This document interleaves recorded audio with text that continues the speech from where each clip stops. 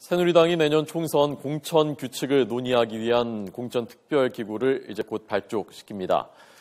위원장은 황진화 사무총장이 선임됐지만 친박계 그리고 비박계 김무성 대표 여러 가지 의견들이 다릅니다. 이해관계도 다르고요. 진통이 앞으로도 예상됩니다. 저희가 오늘 공천 실무 작업을 총괄하고 있는 새누리당 제1사무부총장 홍문표 의원을 초대했습니다. 만나보겠습니다. 안녕하십니까? 안녕하십니까? 어서 오십시오. 네, 반갑습니다. 나와주셔서 고맙습니다. 네, 고맙습니다. 공천이라는 게 참 이게 뭐 어찌 보면 정치인들한테는 생사가 달린 문제 비슷한 것이라서 그야말로 뭐 아주 치열할 수밖에 없는 것인데 이걸 다 이렇게 총괄하시려니까 요즘 머리가 좀 아프시겠는데요. 머리도 아프고 책임도 무겁고 고민이 많습니다. 예, 뭐 찾아오는 분들, 뭐 전화하는 분들도 많죠. 뭐 그럴 수밖에 없겠죠. 예. 네. 과거에 뭐 재선 의원이시니까 그런 경험들을 다 겪어보셨으니까 뭐 심정이 이해가 되는 측면도 있으실 것 같고요. 그렇습니다. 예. 네. 그래서 지금 공천특별기구가 곧 발족된다는데 우선 시청자 여러분들께 이 특별기구라는 게 대체 뭐 하는 거예요? 이게 공천하는 기구는 아니지 않습니까? 이 기구가요. 어떤 건지 좀 설명을 해 주시죠. 우리 당에는 조직 강화를 하는 그런 기구가 있고요. 또 하나는 지금같이 그 규정에는 없었는데 특별한 경우 특별기구를 만드는 지금 같은 기구가 있고 또 하나는 공천심사위원회가 있고 이 세 가지 당의 기구가 있습니다. 예. 조직을 위해서. 네. 그런데 이번에 만들어지는 특별기구는 그야말로 앞으로 소위 국회의원 선거에서 어떤 룰을 만들고 또 어떤 기준점을 가지고 후보를 선택할 거냐는 어떻게 보면은 아주 큰 차원에서 상당히 어려운 그런 소위 특별기구가 만들어진다고 봐야 됩니다. 네, 그러니까 공천을 하기 위한 공천 규칙을 정하는. 그렇습니다. 우선 제일 지금 그 쟁점으로 부각이 돼서 저희들이 많이 들은 게 결선 투표제란 말입니다. 그 지역구에서 뭐 여러 명이 경선을 하게 되는데 그 중에 1위, 2위 후보를 따로 결선 투표를 할 것이냐. 이건 지금 어떻게 가닥이 좀 잡혀가고 있습니까? 이 기구가 만들어지면 거기에서 결론 토의해서 결론이 나오겠습니다만은 지금 우리가 예상되고 있는 것은 당헌 당규에는 50대 50이라는 지금 말씀하신 그런 규정이 있습니다. 그런데 이걸 결선이라는 부분으로 가는 데는 거기에 대한 대안이 없어요. 그래서 다시 말씀드리면은 5명, 6명이 나와가지고 한 사람이 50%를 소위 득표한다는 건 있을 수가 없거든요. 실질적으로는. 네. 그랬을 때 과연 어떻게 할 거냐. 이렇게 보면은 그 50%라는 얘기가 또 결선이라는 얘기가 별로 의미가 없습니다. 현실적으로는. 그리고 또 문제는 상대 정당이 어떤 스탠스로 나갈 것인지 또 상대 후보가 누군지 그런 것들이 종합적으로 이루어져서 결국은 결선 투표 내지는 몇 대 몇이라는 그 비율이 정해져야지 단순 논리로 그런 부분으로 접근해서는 우리가 공천을 자칫 잘못하면 잘못할 수가 있다. 네. 이런 생각을 갖고 있습니다. 기본적으로 좀 부정적으로 보시는군요, 부총장님께서는. 예, 그 결선이라는 부분이 가령 뭐 지역별로 필요한 것도 있겠죠. 그러나 보편적으로 봐서는 50% 결선이라는 건 거의 현실적으로 어렵다 이렇게 봅니다. 지난번 총선 그때도 경선을 많은 곳에서 했었지 않습니까? 네네. 그때 1위 후보가 50% 이상 득표한 경우는 거의 없었습니까? 그때는 거의 오차 범위 내에서 또 지역 사정이 20%, 뭐 25% 이렇게 넘었을 때는 뭐 그건 그냥 낙점을 하는 그런 룰로 했던 것이 그때 사정이었습니다. 지금 이 친박계가 결선 투표제를 집중적으로 제기를 하고 있고 거기에는 명분은 현역 의원들 프리미엄이 너무 많으니까 현역 의원들이 1위를 하니까 대부분 그러니까 그 프리미엄을 줄이자는 것인데 뭐 속내에는 좀 밀고 싶은 친박계에서 밀고 싶은 사람들을 많이 공천시키기 위해서 지금 현역 의원들을 많이 탈락시키기 위해서 그런 것이 아니냐라는 그런 의심들을 뭐 비박계에서도 그렇고 당 밖에서도 하고 있거든요. 그런 측면들이 좀 있는 거죠. 뭐 의심을 의심은 뭐 한이 없는데요. 이건 순수하게 봐야 되는데 아까 말씀드린 대로 4명, 5명 나와서 가령 뭐 35%를 받았다. 나머지는 뭐 10%, 5%다. 그거를 결선해 가는 것은 시간 낭비고 우리 전략적인 소모죠. 그래서 그 지역 사정에 따라서 지금 말씀하신 부분을 도입할 수도 있고 안 할 수도 있다. 이렇게 봐야지 그것을 일률적으로 한다는 것은 거의 그것은 잘못될 수밖에 없다. 예. 참고로 시청자 여러분들께서 혹시 궁금해하실 수도 있으니까 말씀을 드리자면은 홍 부총장님께서는 친박계는 아니신 걸로 저희가 알고 있고요. 네. 예, 그렇습니다. 그러면 그 어떤 대안을 지금 지역별로 달리해야 한다고 하시는데 그럼 뭐 아예 안 하자는 얘기는 아니실 거고 어떤 구체적인 대안이 있습니까? 어떤 경우에 하고 안 하는 것에 대해서요? 예를 들어서 상대가 상당히 그 거물급이다. 예. 그러면은 우리 당 내에서 좋은 후보를 만들기 위한 작업이 필요합니다. 예. 예를 들어서 뭐 30%짜리를 35% 끌어올리는 그런 작업들이 내부적으로 좀 우리가 있어야 되고 또 그렇지 않고 아까 말씀드린 대로 쉽게 갈 수 있는 것을 뭐 전략적으로 누구를 꼽으려고 한다든지 예, 예. 또는 누구를 더 이롭게 하기 위해서 자꾸 게임을 붙이면은 예. 우리 내부적으로 소모가 돼버리고 예. 또 상대에게 좋은 일을 시키는 이거야말로 이번 공천 특별기구에서 예. 그런 것을 이제 심사를 하고 또 논의를 해야 될 상황이라고 봅니다. 네. 네. 그게 참 그 지역구마다 다 사정이 다르고 각자 다른 기준들을 그렇게 부여를 하면은 그 좀 잡음이 있을 수도 있지 않습니까? 그러나 이번에는 뭐 어느 때보다도 이 공천 기준의 매뉴얼을 예. 상당히 촘촘히 만들어서 네. 보게 되면은 예. 그런 뭐 염려하는 부분은 예. 조금 좀 많이 해소가 되리라고 봅니다. 예, 알겠습니다. 당내 경선 때 여론조사하고 그다음에 그 책임당원들 비율을 지금은 5대5로 돼 있는데 네. 이것을 일반 국민들을 좀 더 올리자는 게 비박계 쪽의 주장인 걸로 알고 있고요. 네. 이 문제는 어떻게 하는 게 좋다고 보십니까? 저는 그 부분은 뭐 비박이고 무슨 친박이고 당을 위해는 우리가 모든 생각을 갖고 계시기 때문에 네. 그렇게 큰 문제는 아니라고 봅니다. 왜 그러냐면은 예. 지금 말씀하신 그런 부분이 결국은 당선으로 가야 되거든요. 예, 예.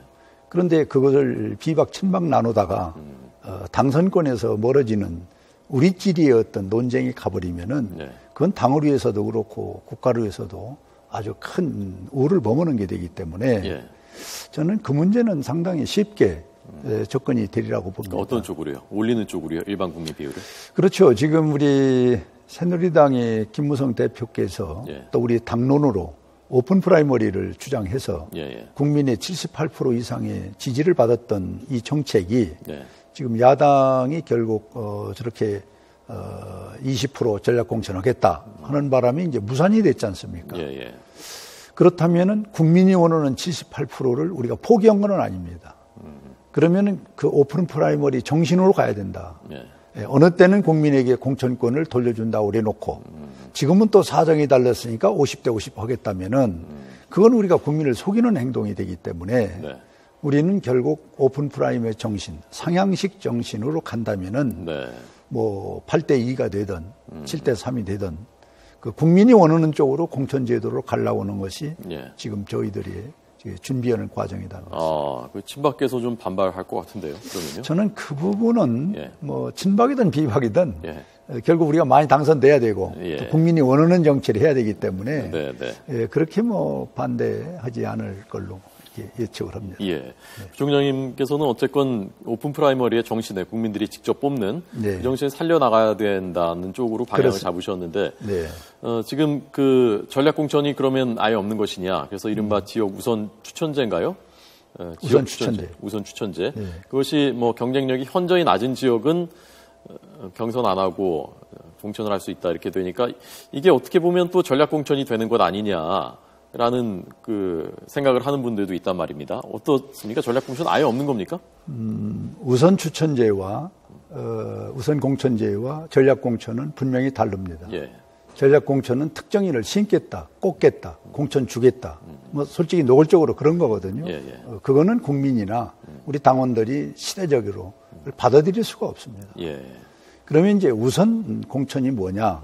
그럼 지금 아까 말씀해 주신 대로 그 지역 특성에 따라서 이건 우선 가령 예를 들면 호남 같은데 또 우리 비호남이라도 또 특성 그 지역적인 사정이 있습니다. 네, 네. 후보가 상대가 뭐 약하다든지 그런 거를 오래 이것을 끌고 갈 필요가 없는 거거든요. 예, 예. 그런 것을 이제 우선이라는 이름을 붙여서 공천한다는.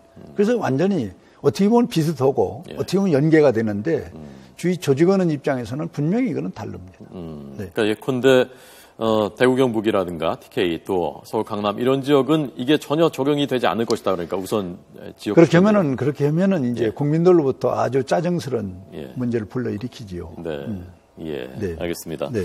현안을 대략 짚어봤고요. 네. 어떤 지금 보관이신지를 대략 아마 짐작들 하셨을 것 같습니다. 네. 수도권 의원들, 서울 지역 의원들께서 험지에 당에 뭐 간판이 될 수 있을 만한 중진들이 험한 지역에 나가라 라면서 이름까지 거명해서 몇 분을 얘기를 했단 말입니다. 네네. 전현직 새누리당 서울시당 위원장들이 오세훈, 정몽준, 김황식, 안대희, 조윤선, 이해훈, 이준석 이렇게 거명까지 콕 집어서 하시면서 야당의 거물들하고 붙어야 된다라고 해서 저희가 그 표도 한번 준비를 해봤는데요. 저희가 만든 것이 아니라 자의적으로 만든 것이 아니라 실제로 그 지목을 한 분들하고 보겠습니다. 네. 보시죠. 네. 서울 종로는 이것은 뭐 탁 꼭 집어서 얘기하진 않았는데 이렇게 지역을. 근데 안대희 전 대법관이 종로 얘기가 그동안 많이 나왔으니까 이렇게 되면 정세균 전 대표하고 맞붙게 되는 거고요. 한번 일단 쭉 보겠습니다. 네. 광주는 김한길 전 대표가 계신 데인데 여기 정몽준 전 대표가 나가면 어떻겠느냐. 자, 다음. 구로을 여기는 박영선 전 비대위원장이죠. 야당. 여기에 오세훈 전 서울시장. 중랑갑은 서영교 의원, 여성 의원, 전투력이 강한 의원. 여기에 정무수석 했던 조윤선 전 의원. 노원병, 안철수 전 대표 지역구죠. 지난번 재보선 때 당선된. 여기에 이준석, 새누리당 비대위원. 어떻게 생각하십니까? 공천 실무를 지휘하는 사무총장님께서는. 글쎄, 가상의 시나리오지면은 우선은 국민들이 볼 때 상당한 어떤 집중력을 가져올 수 있는 아주 재미있는 프로그램을 잘 짰네요. 괜찮은 것 같습니다. 네, 그렇고 우리 당에서도 쉬운 곳에 거물이 가는 것은 사실 큰 의미가 없습니다. 네, 그렇다면은 당의 소위 득을 위해서 또 당의 많은 의원들을 당선시키기 위해서는 이런 전략이 저는 때로 필요하다고 생각을 합니다. 개인적으로. 네. 그러면 지금 안대희 대법관, 전 대법관 화면이 나오는데요. 지금 부산 나가겠다고 하지 않습니까? 여긴 쉬운 데지 않습니까? 사실은 상대적으로. 이건 적절치 않군요. 당의 전략에서 봤을 때. 이제 아까 말씀한 대로 당의 비상한 방법으로 비상한 후보를 선택할 때는 지금 그림에서 나온 이런 시나리오도 저는 있을 수 있다고 보는 것이고 이제 정상적인 상황은 우리 당의 룰대로 경선을 해야 되겠죠. 그러나 우리가 알면서 저 지역에 여당이 유리하다. 일방적으로 간다. 그런 곳은 비상한 방법을 이런 방법을 저는 쓰는 것도 우리 당에서 필요하다고 생각합니다. 안대희 전 대법관이 들으시면 별로 좋아하시진 않을 것 같은데요. 뭐 거물이기 때문에 뭐 어디 가서 싸워도 뭐 나름대로의 좋은 결과가 나오지 않겠나 생각을 갖는데 그분이 부산으로 이미 점을 찍어놓고 활동을 하시는 걸로 알고 있어요. 그래서 아직은 뭐 본격적인 활동이 아닌지 긴지는 지금 파악이 안 됩니다만은 본격적인 활동이 됐다면은 좀 재고할 필요가 있지면은 그렇지 않고 지금 망설이고 있다면은 전 당의 특별한 전략에 함께 해주는 것도 당을 위해서 국가를 위해서 좋은 일이 아닌가 하는 생각을 했습니다. 오세훈 전 시장은 어떻습니까? 종로 지금 출마한다는 거지 않습니까? 종로 정도면 험지입니까? 여기가 어떻게 되는 겁니까? 그렇게 하면 우리는 험지로 보지는 않습니다. 우리 당에서 갖고 있는 여러 가지 조직의 파일이 있는데 뭐 종로 정도는 한번 우리가 해볼 만하다 하는 지역인데 여기다가 험지로 놓으니까 또 이거 어떻게 보면 또 험지가 되는 것도 같습니다. 아니 지금 오세훈 시장은 그러면 오세훈 시장 정도면은 종로 정도가 아니라 아까 말씀드린 뭐 구로울이라든가 뭐 김한길 전 대표 지역이라든가 그 정도는 가야 험지다라고 보시는 거군요. 뭐 어디가 험지고 아니고는 사실 경솔한 얘기가 되는데 우리가 갖고 있는 당의 여러 가지 조직의 분포나 이런 그 뭐 인지도라든지 뭐 이런 것이 주들이 준비한 게 있는데 그런 걸로 비교하면은 종로는 뭐 그렇게 험지로 보지는 않는다는 말씀입니다. 조윤선 전 장관은 어떻습니까? 조윤선 전 장관은 지금 저기 강남 서초 그쪽 거기는 사실 굉장히 그 새누리당 입장에서는 아주 편안한 곳이지 않습니까? 조 장관은 어디에 투입해도 예. 한번 해볼만 하고 우리 당에서는 필요한 그런 인재로 필요합니다. 예. 그러면 강남에 나가면 안 되겠군요. 조 장관. 안 된다는 건 아니지만은 예. 뭐 자기가 또 뭐 이 당을 위해서 국가를 위해서 중요한 자리에 있었고 예, 예. 그렇다면은 한번 큰 그림을 더 좀 어려운 곳에 나가서 당선하는 것도 더 바람직하지 않겠네요. 예. 이준석 비대위원은요. 거기 앉혀주셨는데요. 거기야말로 참 빅게임이 되지 않냐 하는 생각을 해봅니다. 예. 네. 거기 나가면 괜찮을 것 같다. 그 승부가. 그렇습니다. 안철수 전 대표하고요. 네네. 본인도 지금 좀 의사를 피력하고 있습니까? 거기 나가겠다고? 아직 뭐 주위 당과는 뭐 교감이 없는데 네. 우리 당이 이제 갖고 있는 뭐 원하든 안 하든 화일이 있거든요. 그걸로 놓고 보면은 네. 상당히 빅게임이 되리라고 저희들이 예측을 하고 있습니다. 아, 괜찮을 것 같다. 여론조사 네. 좀 돌려보시고 하셨습니까? 네, 네, 네. 아, 네. 그렇군요. 지금 여기에 거론된, 어제 거명된 서울시당에서 거론한 그분들 말고 또 좀 험지 또는 아주 그 승부처에 내보낼 만한 어떤 다른 분들도 좀 접촉하고 있는 분들이 있습니까? 뭐 나름대로 좀 있습니다만은 예. 지금 아직 뭐 공개할 정도로 무르익지는 않았습니다. 예. 네. 당 밖에 인사들도 있습니까? 밖에 인사들도 있습니다. 아, 네. 저희가 들으면 그런 정도의 사람들도 있습니까? 네, 물론 있습니다. 네. 그 아직 확정은 안 됐지만 상당히 무르익은 그런. 네, 네, 그렇습니다. 좀 힌트만 좀 주시죠, 몇 사람. 또 다음에 한번 와서 하시는 게 낫지 않습니까? 오늘 다 쏟아놓으면 뭐 예. 다음 방송이 안 되지 않습니까? 예, 다음 방송은 됩니다. 예. 홍문표 사무부총장님께서는 충남 예산 홍성이 지역구시고요. 네네. 원래 정통 당뇨 출신, 오래전부터 그렇습니다. 정당에서 몸담으면서 잔뼈가 굵으신 네. 분이고 재선 의원이시고요. 네. 17살 때 청운의 꿈을 품고 상경하셔서 물지개 지는 일부터 하시면서 정치를 아주 어릴 때부터 배우셨다고 들었습니다. 재선 의원이 되셨고요. 네. 정치가 뭐라고 생각하셨습니까? 생산하는 거지요. 근데 생산을 못 하니까 지금 국민들로부터 예. 좀 쓴소리를 지금 듣고 있는 게 현실 정치가 아닌가 하는 생각을 갖습니다. 어떤 것을 생산하는 것입니까? 뭐 정치 속에서도 뭐 원외에도 정치가 있고 원내에도 있는데 예. 이제 특히 국민이 기대하는 것은 국회의원 현역을 기대하고 있지 않습니까? 예. 그게 이제 뭐 많은 법안을 좀 국민이 좀 원하는 법을 만들어주고 잘못된 법은 폐기시키고 예. 이런 생산을 지금 제대로 못 하고 있기 때문에 네. 국민들로부터 많은 지탄을 받고 있지 않냐 하는 생각을 갖습니다. 예. 참 국회의원들만큼 많이 욕을 먹는 분들이 많지가 않은데. 네. 근데 또 한 분 한 분 보면 그 역량도 다 뛰어나고 원래 자기 몸담고 있던 분야에서 또 아주 그 훌륭한 업적을 남기셨고 그래서 네. 정치권에 들어온 그래서 어떻게 이걸 풀어나가야 되냐 어떻게 해야 정치가 욕을 안 먹고 생산성을 높일 수 있을 것이냐 아마 국회의원들도 고민이지만 나라 전체 고민이기도 하거든요. 네. 부총장님 보시기에는 뭐가 문제고 어디서부터 풀어나가야지 이게 국회가 바뀌고 정치가 바뀐다고 보십니까? 우리 정치는 너무 획일적인 것 같아요. 야당과 어떤 법안을 예를 들면 놓고 국가적으로 우선 필요다 했을 때는 그 우선순위가 1번이 돼야 되고 그 다음에 지역 문제는 두 번째가 돼야 되는데 예. 그런 게 배제된 상태에서 그냥 획일적으로 이 당에서 반대하면 이 당에서는 찬성하고 예. 이런 구도로 가기 때문에 국민에게도 아니 지역민에게도 어떤 피해를 주는 것이고 국민 전체에게도 피해를 주다 보니까 네. 국민들이 많은 우려와 염려를 하고 있다 생각을 하는데 예. 저는 정책 부분에 대해서는 여야 없이 공조를 해야 됩니다. 예. 특히 지금 우리가 나름대로 좀 하고 있는 것이 이제 이 국방 문제 같은 것은 좀 접근이 좀 되는 부분이 있지 않습니까? 그런 것들처럼 정책 공조는 여야 관계 없이 좀 국가의 우선순위를 두고 저는 함께 하는 것이 생산하는 국회 그리고 변하고 새로운 국회로 예. 갈 수 있다고 봅니다. 네. 국회의원들 이제 공천의 계절인데요. 네. 공천을 3번 받아보셨고 네. 그러시니까 잘 아실 텐데 이럴 때는 어떻습니까? 공천 못 받을까 봐 막 조마조마하고 어떻게 해야 되나 노심초사하고 그런가요? 물론 뭐 밤잠도 못 자고 예. 어렵고 참 고뇌에 차죠. 그런데 저는 그 당이 갖고 있는 당은 당교가 나름대로 있지 않습니까? 예. 거기에 열심히 하는 것이 최선 방법입니다. 지금 누굴 찾아다니고 예.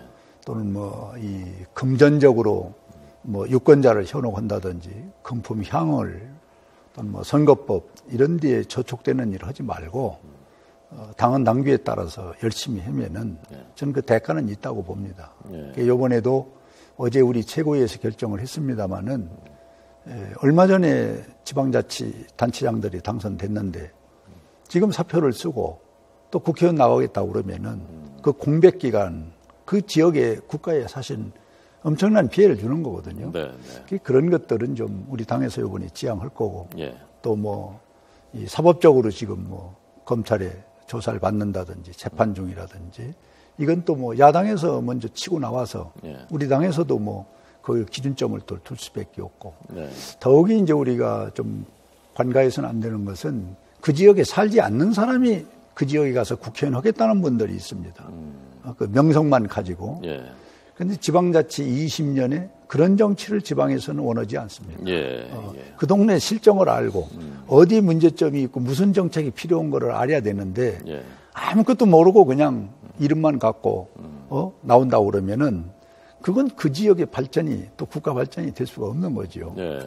그건 아까 말씀하신 그 험지로 내보내는 아까 그 중량급 인사들 그분들 얘기하고 좀 배치되는 거예요. 그분은 다 거기 안 이제 그런 부분을 주들이 단서 조항을 붙여서 국가의 그 나름대로 공인으로서 인정받을 수 있는 그런 공인은 제외를 해야 되겠죠. 그러나 이제 이 정치가 하도 이제 이렇게 참 여러 가지 다양하게 가다 보니까 그 지역에 연고가 없다든지 아무런 기반이 없는데 그 다음을 위해서 이렇게 연습용으로 나오는 이제 이런 것들은 우리 정치권에서 제도적으로 좀 장치를 해야 되겠습니다. 알겠습니다. 오늘 저희가 새누리당의 공천 실무를 총괄하고 있는 홍문표 제 사무총장 초대해서 들었습니다. 나와주셔서 고맙습니다. 네, 고맙습니다.